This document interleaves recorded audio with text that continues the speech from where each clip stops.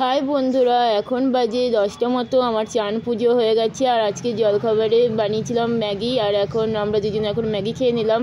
আর আমি ম্যাগিতে একটু চানাচুর নিই, কারণ আমার ম্যাগিতে একটু চানাচুর দিলে বেশি ভালো লাগে। কেউ আছো আমার মতো যে চানাচুর দিয়ে ম্যাগি খাও? কেউ যদি আছো তাহলে কমেন্টে জানিও।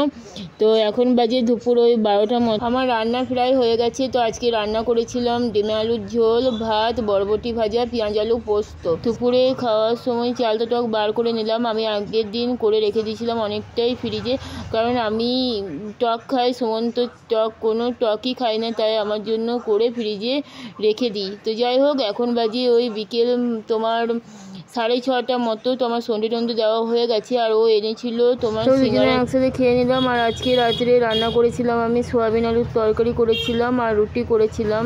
তো এখন বাজে রাত 10টার সময়। তো সুমন আসার সময় এই যে এগরোল নিয়ে এলো। তো ভিডিওটি এই পর্যন্ত।